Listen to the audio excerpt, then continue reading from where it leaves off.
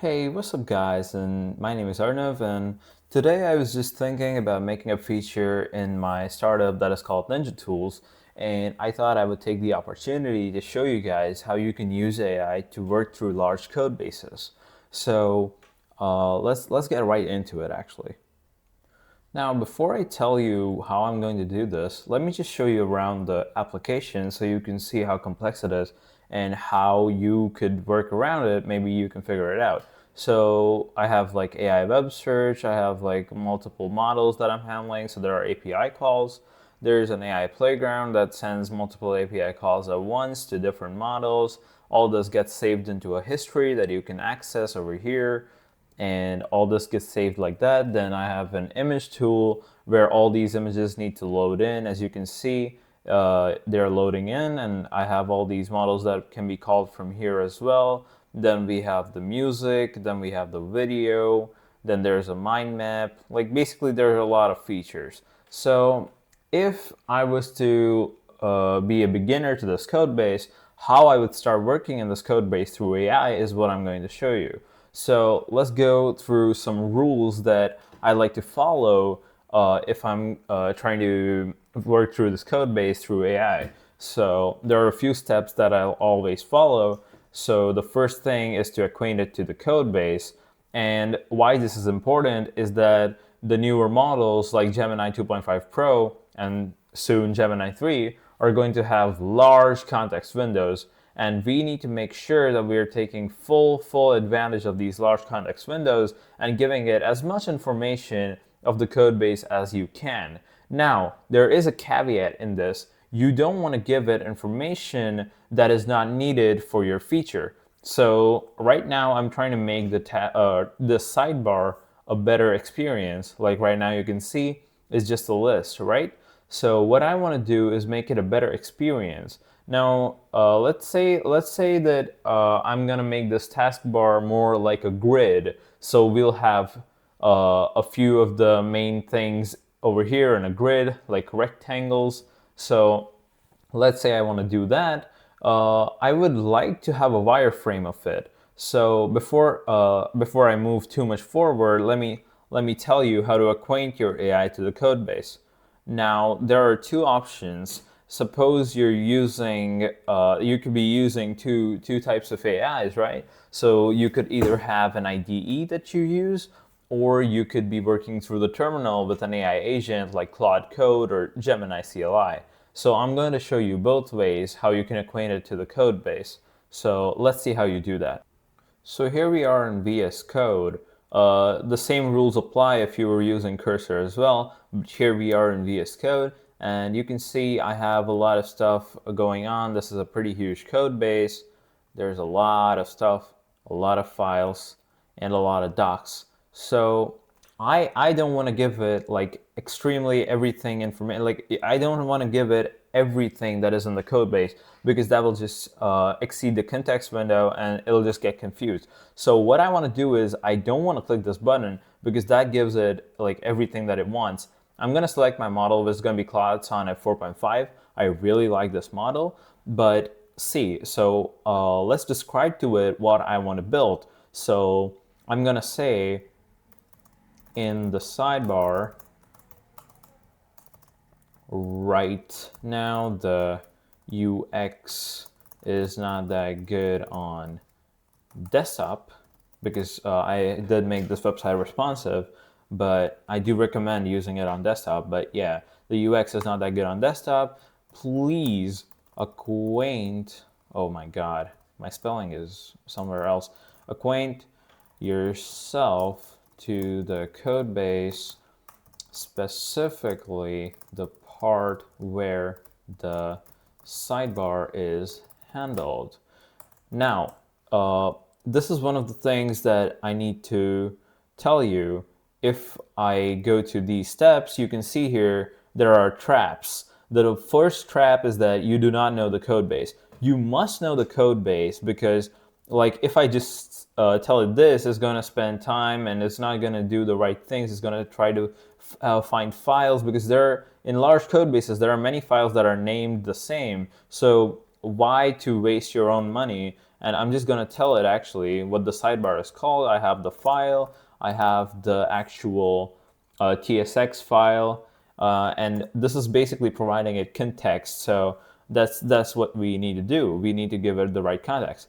So I've given you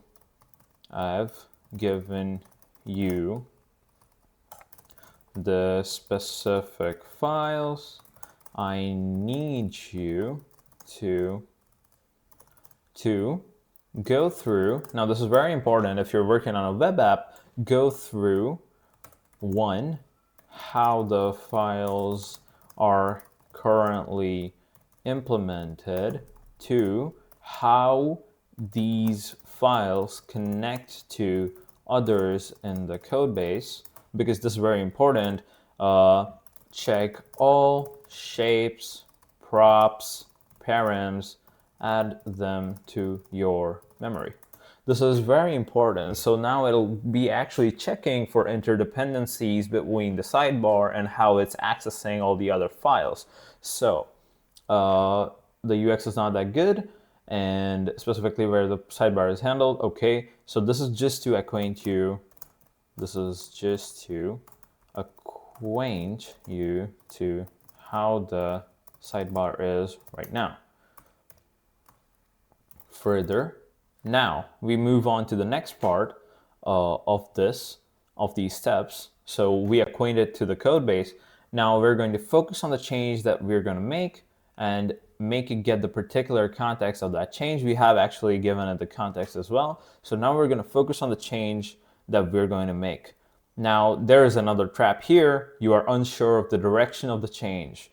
If you don't know what kind of change you want to make, right now I do know slightly, so I could be falling into this trap because I'm not 100% certain what kind of direction this change is going to go in. So what do I do in this situation? I'm gonna actually, since I'm not sure what the best UX in this case would be, further, I want you to reply in this chat itself with a wireframe in SC of how the new sidebar should look like. You should think deeply about all the items that are currently present on it. And we can give it some context manually too. We can say they're all on a list, which makes the user need to scroll to exactly the right item that they want to access. So this is a pain point for the users. I would prefer some sort of grouping mechanism through which the sidebar gives a greater degree of accessibility to the users. So I want some kind of grouping mechanism. This grouping UI should not take up a lot of the screen. It should ideally fit into at most 1.5x the current size of the sidebar. So, okay. So what I've done here is given the AI some context and some more specific instructions on what I want to do exactly with the sidebar. So I've told it that I need a wireframe in ASCII after it thinks over what it wants to do, what changes it thinks would be better for the UX. I want it to give me an ASCII in this chat itself. So I'll look through the ASCII, and if I like it, then we'll further continue. And now what I want to show you, you can skip this part if you are not a CLI user, but I know for a fact that many people do use the CLI. So what I want to show you right now is if we go right here to the CLI, what I want to show you is that you can do basically the same thing that we just did, and we just need this in a CLI, in Claude Code or in Gemini. We can see that we can send the same exact message and it will acquaint itself to the code base. Now I've sent this message in the CLI. I will also send it here in VS Code, and yeah, we have that now. So we have given the correct message to both the agents in VS Code, which is basically the equivalent if you're using Cursor, or we've given it to also the Gemini CLI, which is what you'll be doing if you're using Claude Code. So I'm gonna get back to you guys when these people, or rather agents, respond back to me with the ASCII wireframe. So as you can see, Gemini has given me back the ASCII art that it thinks the new sidebar should look like, but I'm seeing here that if I go to my own website right here, so what I'm seeing is that the sidebar currently looks exactly like what it's given me. So that's kind of useless, right? So I'm not going to accept that. And that's not the kind of grouping mechanism that I want, because that kind of mechanism already exists. So what I'm going to be looking for right here is basically what is Claude giving me here in VS Code. So in Claude's idea, we have these category tabs. So I actually think that's a pretty good feature, and I think I'll be moving on with Claude Code for the rest of this demo because, or I mean not Claude Code, but Claude Sonnet 4.5 in VS Code for the rest of this demo, because I think it's done a better job of like having tabs and doing stuff like this. So there are tools, there's the creation tab, there's the essentials tab, and I think this is a pretty, this is much better actually than anything else that we've gotten so far. So I'm going to continue with this design, and what I'm going to do now is basically iterate.